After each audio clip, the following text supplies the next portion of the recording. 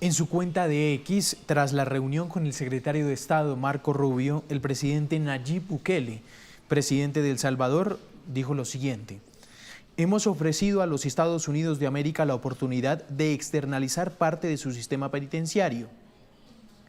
Estamos dispuestos a admitir únicamente a criminales convictos, incluidos ciudadanos estadounidenses convictos, en nuestra megaprisión Secot, a cambio de una tarifa. La tarifa sería relativamente baja para Estados Unidos, pero significativa para nosotros, y haría sostenible todo nuestro sistema penitenciario. Fue lo que dijo Nayib. Es más, hasta Musk la calificó de una gran idea. Y por supuesto, este y otros temas se hablaron allí en esta importante reunión, importante visita que tuvo el secretario de Estado Marco Rubio al país salvadoreño. Para analizar este tema, que ha dado mucho de qué hablar en redes sociales, voy a saludar a Rafael Domínguez, es analista salvadoreño. Señor Domínguez, gracias por estar con nosotros. Buen día para usted. A la orden, señor Camilo. Un gusto saludarle desde El Salvador. ¿Cuáles son las primeras reacciones allí en este muy bonito país, en El Salvador? Bueno, algunas de las reacciones son en la línea del secretario de Estado, creyendo que esto es algo bueno para que El Salvador sea considerado un amigo más cercano de los Estados Unidos. Y por otro lado, hay quienes reaccionan diciendo, bueno, ¿qué pasó con el discurso que El Salvador no sería el patio trasero de nadie? Un discurso que se dio a conocer aquí en años atrás, y que El Salvador era más independiente, y entonces ahora esto se toma como un discurso contrario a ese pronunciamiento y se considera una debilidad en el proceso de hacer sentir que El Salvador es un país más independiente, ¿verdad? Y que aceptar este negocio pues no es bueno, dado que lo que estamos recibiendo serían convictos en nuestro país. Pero esas son las posiciones que ahora en la opinión pública están circulando. Pero ¿qué creen ustedes, señor Domínguez, que busca Nayib Bukele con esto? Sin duda, acercarse mucho más a Estados Unidos. El presidente necesita un aliado que le conecte o le ayude a obtener más financiamiento, que hasta ahora ha estado siendo un punto, un talón de Aquiles en el avance de su segunda administración, por cuanto tenemos una deuda demasiado alta que ha llevado un proceso difícil hasta negociar con el Fondo Monetario Internacional la eliminación, digamos, práctica del Bitcoin como moneda de curso legal y otros elementos. Entonces necesita un apalancamiento, y nada mejor que tener al presidente Trump y Estados Unidos como aliado en ese propósito. Y se necesita, sin duda alguna, hacer todo lo posible para que la economía, que es también la promesa de este segundo mandato del presidente Bukele, resurja y sea lo que él consideró un milagro que se vería en el transcurso del tiempo. Sí, ¿por qué califica usted como un poco riesgosa esta propuesta? Es decir, ¿qué riesgo hay de que pueda salir mal? Bueno, no he dicho riesgosa, he dicho que esto es al ojo de la opinión pública, no un buen negocio en el sentido de no tener contrapartida que beneficie directamente a la población, como algunos Sí. podrían esperar, en el sentido de mejores condiciones para los salvadoreños que están en Estados Unidos, mayor inversión, propuestas más concretas en este negocio para el beneficio de la población. De momento la gente eso es lo que está comentando. En cuanto a recibir aquí físicamente a personas, meterlas a la cárcel y que sea una amenaza pública, no es, creo, lo que se está conversando, sino simple y sencillamente que no es un negocio todavía muy transparente con los beneficios que la gente espera. Sí, la secretaria, la portavoz del Departamento de Estado de Estados Unidos, Tammy Bruce, aclaró y dijo que El Salvador prometió aceptar inmigrantes ilegales violentos, incluidos miembros de la pandilla venezolana Tren de Aragua, pero también migrantes ilegales, criminales de cualquier país. Acá hay un punto muy importante, y yo creo que es más que oportuno hablarlo con usted, señor Domínguez, y es la estrategia de comunicación tan impresionante que utiliza Bukele, no solo en su país, sino a nivel mundial. Él está buscando también, como busca en muchas de las ocasiones, mandar un mensaje fuerte de autoridad. Yo creo que no necesita en este momento ese Sí. mensaje de autoridad. Tiene toda la autoridad en este país, tiene bajo control los tres poderes de Estado. Yo creo que no es eso lo que está en juego, sino, repito, una posibilidad a mediano y largo plazo de tener un apalancamiento financiero que le ayude a sacar la economía adelante, que es el, repito, talón de Aquiles en este momento. Pero hay otro elemento subyacente acá que puede ser muy interesante de analizar.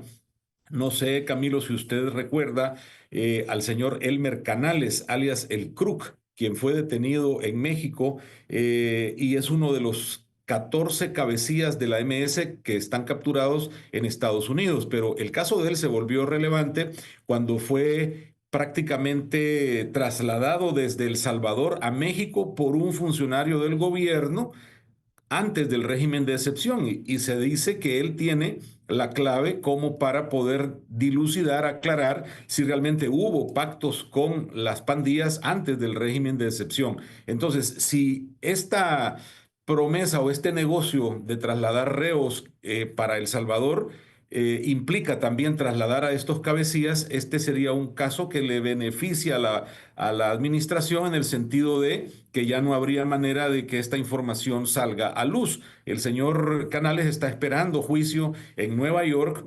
Lo acusa a Estados Unidos de actos de terrorismo, como ha sido calificada la organización MS-13, y eso es un elemento también que hay que considerar en este tipo de negocios, porque hay mucha expectativa sobre lo que esta persona, el Crook, podría decir en su juicio en Estados Unidos y afectar en esa opinión pública, ¿verdad? Que dice que hubo negocios entre la pandilla, las pandillas y el gobierno previo al régimen de excepción. Pero repito, eso es lo que veremos en el futuro, que es lo que realmente hace falta, más información, más concreción de cada una de las propuestas o de lo que se ha hablado.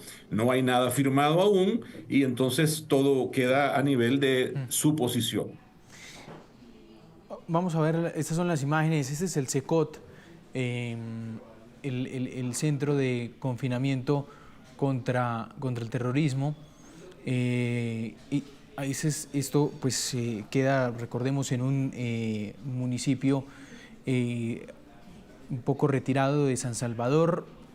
No hay señal, es una de las primeras cosas que asombra, y también su grandeza, que también de hecho para recorrer este centro de prisión es mucho más fácil hacerlo en esos buses, en esos carros, y allí es donde promete meter, y pues donde ha acordado y les ha ofrecido meter inmigrantes ilegales el presidente Nayib Bukele. Hoy, ¿cuál es la situación de este centro de prisión?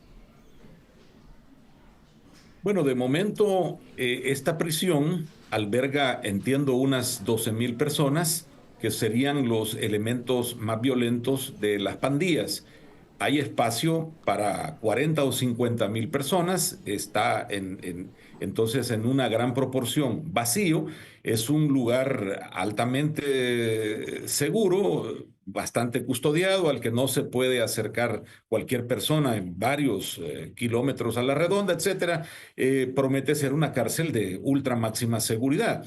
Entonces, ahí es donde el presidente podría ocupar estas instalaciones para albergar a estas personas que cumplen condena en Estados Unidos. Lo interesante aquí, señor Camilo, es considerar también los aspectos legales internacionales, porque este sería territorio salvadoreño donde se estarían resguardando o cumpliendo condenas personas que cometieron delitos no en el territorio salvadoreño, sino en los Estados Unidos. No sé ese elemento legal cómo será superado o cómo también para estas personas que están siendo acusadas, procesadas y condenadas en Estados Unidos sobre sus derechos de visita, sus derechos de tener contacto con sus familiares, sus abogados, porque de momento todo esto no funciona para los miembros de pandillas. Sin duda alguna todo eso tendrá que aclararse en algún momento, pero por ahora esas son grandes interrogantes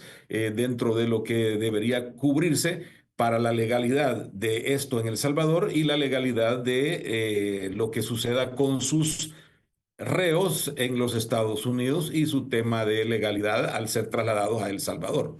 Eh, Señor Domínguez, ya para ir cerrando, ¿qué garantía de derechos humanos tiene un inmigrante ilegal que vaya preso a El Salvador? No sé, porque si son nuestros, pues son ciudadanos que retornan inmediatamente Sí, a su país.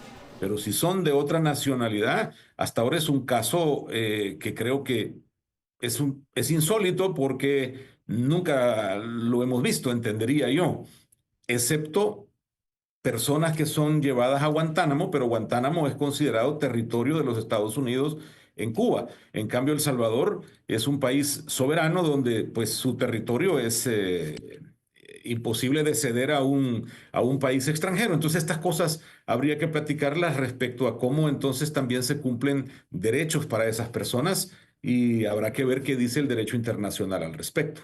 claro. ¿Cuál es el interés que ha tenido Bukele también por el Tren de Aragua, ir detrás de esta banda transnacional venezolana? Pues que yo sepa, no es un asunto de El Salvador. Sí, Nunca hemos tenido ese tema como parte de nuestra realidad. Eh, Más bien El Salvador tuvo en el pasado y el mismo presidente Bukele en el pasado una relación estrecha con Venezuela a través de los negocios de Alba Petróleos. Pero hasta ahora este tema no creo que está en la agenda nacional, sino únicamente si lo acerca a los Estados Unidos para hacer este negocio, porque usted mismo leía parte de la información que ha sido brindada a la prensa, que se va a cobrar, es decir, es un negocio, se va a cobrar por el alojamiento de estas personas en estas cárceles. Entonces, creo yo que ahí no hay otra cosa más que para El Salvador un asunto económico. muy bien. Ahí estaba entonces el señor Rafael Domínguez, es analista salvadoreño. Señor Domínguez, ha sido usted muy amable. Gracias por estos minutos. Agradecido soy de ustedes y muy amable para cuando lo requieran.